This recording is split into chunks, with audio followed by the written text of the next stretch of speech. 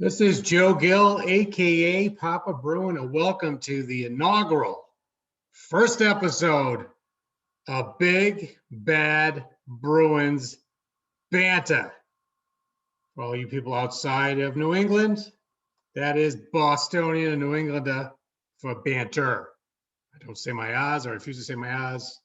My child says his R's, which I don't really agree with, but my wife is doing that as revenge.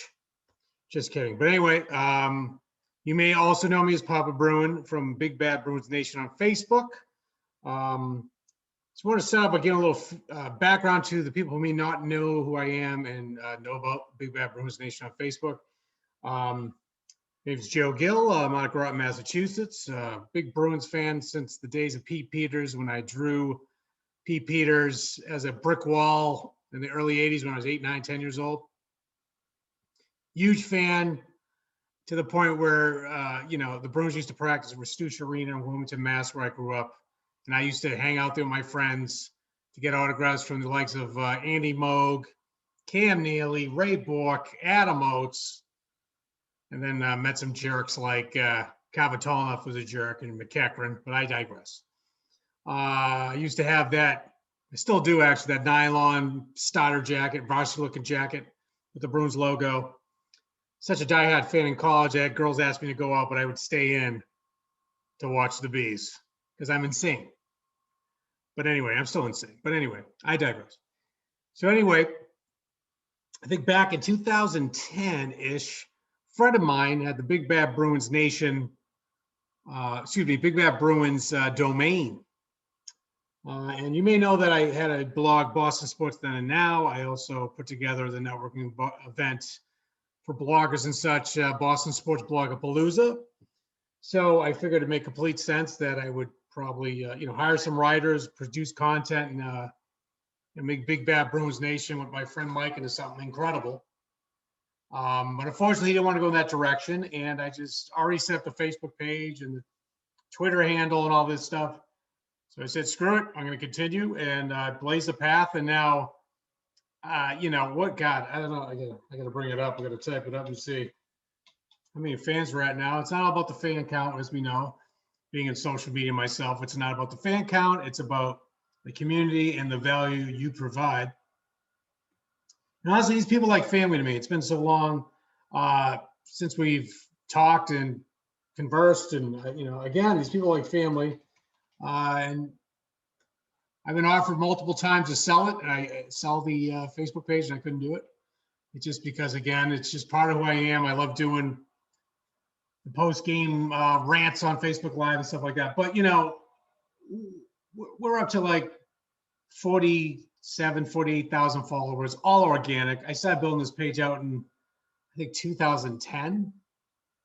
And it's just grown and grown and grown because, again, I'm just who I am. I'm just your average Joe and who loves the Bruins, crafties, and hockey and people and socializing and such. So that's a little background about me. And what's funny is that my Big Bad Bruins, persona is actually taken off. And it's funny because believe it or not, you would never think I'd get shy, but I do. So going into a Megadeth show in Worcester about 4 or 5 years ago, I'm walking in and I hear Papa Bruin, and my friend Anthony's like, dude, what the hell is that all about? I go, holy crap. I didn't really understand that people really dig me and what I do and what I provide. I'm just here to provide entertainment and socialize and bond and have a good time, so we're about almost 45,500 followers and 48,000 likes, which is a great thing from around the world, right? So I went to Bruins games with my friends. I hear Papa Bruin, and then I have people text me, are you in section so-and-so? Are you at, and I get embarrassed. It's crazy. You'd never think so. But I also met so many awesome people. I met Kari, who's from Finland. Him and his son came over a couple years ago. We hung out. He brought his daughter a few years later, and we went to, craft breweries.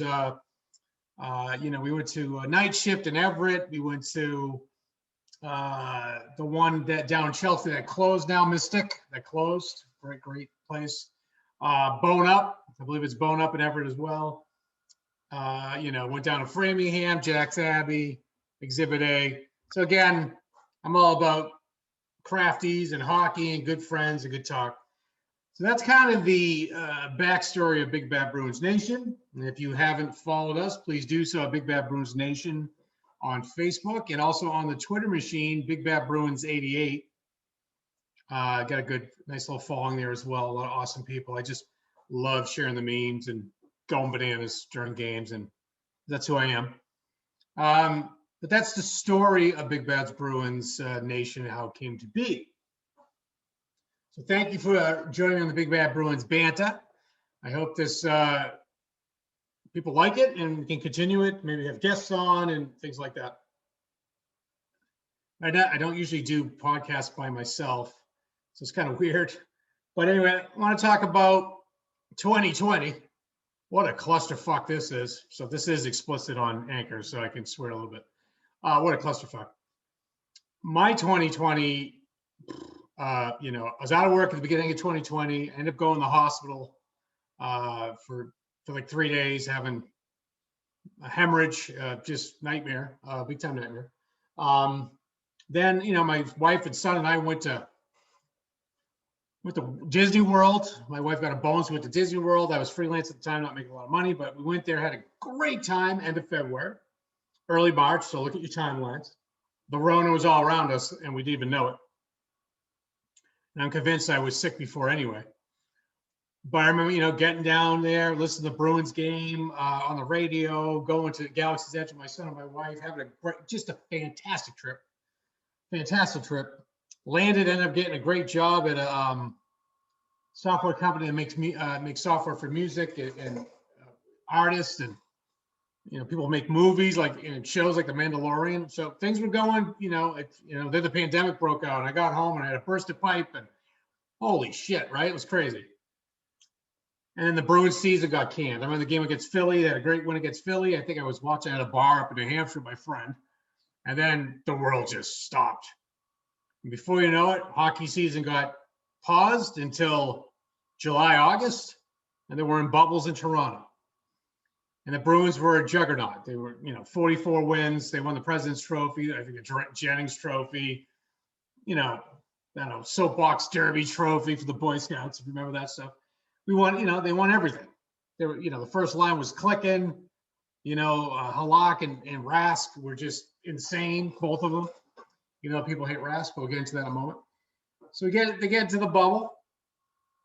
They dispatched Carolina pretty easily. Now, during that time, Tuukka opted out. And of course, the Tuukka haters led by Ryan Richard, because I know you'll be listening to this.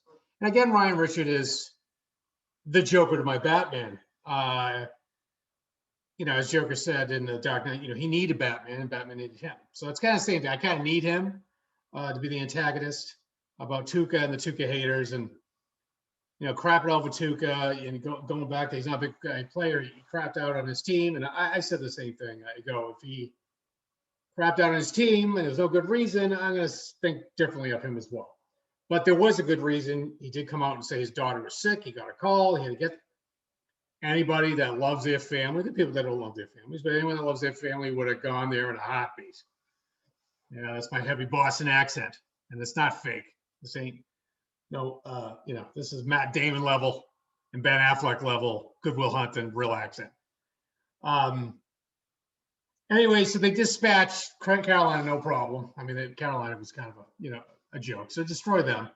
And then Tampa just was a truck, was a juggernaut, and they just completely smoked the Bruins. And again, without Rask, with Rask, they had a shot, not much of a shot, but Halak is a nice backup. He's not the answer, as we all know. And then Darth Vladar came in, and he was, flopping all around like a fish out of water. So it was a kind of a shitty ending. But again, the good side is I love hockey in the summertime. We just built a brand new screen porch, and I was out there watching the games, and it's fantastic. Not like playoff hockey in the late summer. But anyway, the Bruins got dispatched. Tampa went to go on and beat Dallas. Not having any fans in the stands is weird, but got used to that pretty quickly. But, a lot of questions were coming up in the offseason. So, Marchand got surgery. Pastrnak got surgery. Turns out they were both hurt. Looks like Marchand will be back for the opener on Thursday. We're recording on Monday the 11th. On Thursday, and Pasta's for another month, but congratulations to Pasta for having a baby Pasta, a little rigatoni of his own. Congrats to him. I heard he did a cool baby reveal, but I have to check that out. I haven't seen. But anyway, so now we're at couple days from the beginning of the season. Now, as we all know, it's going to be a different year. Bruins are in a different division. They're going to be in a division. It's all geographic now because cut down on travel because of COVID. There's a Canadian division. There's a West, Central, and I believe an East division. So, the Bruins will be in the division with Buffalo, who they know very well, Washington, who's their nemesis, but hopefully he's gone, so maybe that will help. Also, all the New York teams, the Rangers and the Islanders, Philly. Did I forget anyone else in there? Buffalo, I think I got everybody. New Jersey as well, which they open up on Thursday night. And then the first 4 teams in each division make the playoffs. And then they battle it out division-wise. I love it. I know people don't like it that Montreal is not in the division or Toronto's not in the division. But, man, the games against the Rangers of Philly are just had a lot of hate. And I think the hate will come back even more. And I kind of like this. I kind of like the old Adams division kind of setup here. Believe it or not, I think there's, good things that come out of this. Again, the travel. I like how they do back-to-back games or every 2 out of 3 days. So teams don't have to travel as much. It makes complete sense with traveling. Why don't you play a couple games while you're there? Like they do in baseball. Same thing. I go that route. So, who knows what they're going to do in the division, but I went on NHL.com and I looked at the predictions and, we've seen the Bruins in the East Division finish second. Some people are saying first, third, or fourth, but most of them are saying they're going to make the playoffs. Again, I don't know how these divisions are going to work after they, out of the divisions, the division playoff system. I mean, are they playing the North Division, the Canadian Division after the East? Or are they playing the Central? Like, no one knows because, I have Avalanche defeat Bruins in the semifinal, Lightning defeat Flames. I don't know how that works. So, but I think nobody knows how that works right now. But, the Bruins didn't get any better this past year because that's what their MO is. Let's not get any better. They let Zdeno Chara walk for like garbage money, $750,000, I think, to go to Washington, which I felt was he should have retired here. The age of Boston sports is dead. Brady's gone, Mookie Betts left, Chara's gone. Got to see him 7 or 8 times this season. I think he should have retired here. I think he should be a coach here. I'm not saying it's out now of the realm of possibility that he doesn't come back as a coach after he retires, but he should have finished here. I still think he's a top 4 guy, maybe 3 or 4. But, Carlos got to step up. Charlie McAvoy's the guy now, and Torrey Krug's gone. So some of these young kids got to step up from Providence. We'll see. Pasta's not going to be there at the beginning of the year. I guess Jack Studnicka has been stepping up and trying to get to that slot. We shall see. And just let me preface kind of what I said in the description of this podcast. I don't check who's playing in Marlboro, because Providence is not playing in Marlboro this year. I don't follow that. I don't I'm not a big stat guy, and I'll check goals and assists, but I'm not going to say, what's his, how many hamburgers has he eaten in the last 7 months? I don't know that stuff. Okay, I'm sorry. If you guys are really into statistics and who's on the farm, this is not the podcast for you. If you want fan reaction, because I'm going to be better. I'm going to be better after we played a few games. I could talk about what I like, what I don't like. I do want to get some of you fans involved. Big Bad Bruins Nation, maybe call in to guest host spots, things like that. Maybe get some people from different teams on here too. But I'm looking forward to kind of, sharing this podcast because I'm out of work. I got laid off, and I didn't know if I mentioned that too. Right before New Year's Day, so 2020 can go suck a bag of what. But anyway, here we are.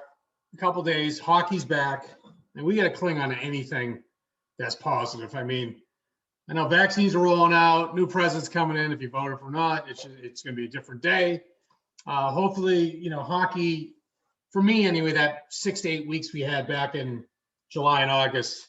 Fantastic. Got to reconnect with the fans again. It just, I think it's good for people to kind of get to some sense of normalcy because it's been far from normal, kid.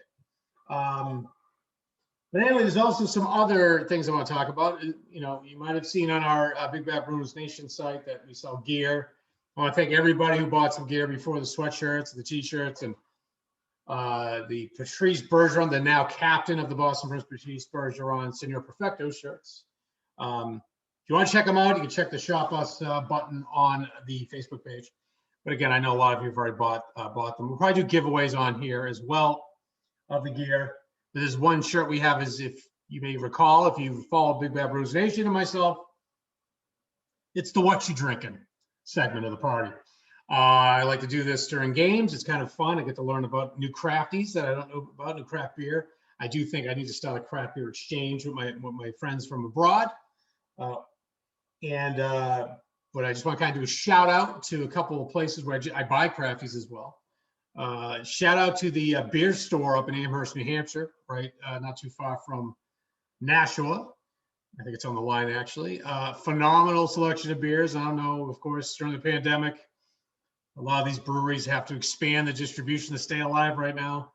So one of my favorite breweries, the Burlington Beer Company out in Vermont, is now distributing all their stuff all around. So I had, forgive me if I forgot, I think the King of the Chimpanzees, I think it was a New Zealand IPA. A little different, but it was good and tasty. I do recommend it. So I will be doing What You Drinking segments as well, talk about crafties that I like. Hopefully we can get some beer company involved. Maybe we get some brewers on. Maybe we'll get a brewer or two on as well, talk about their brewskis. We know that Harpoon did a brewski with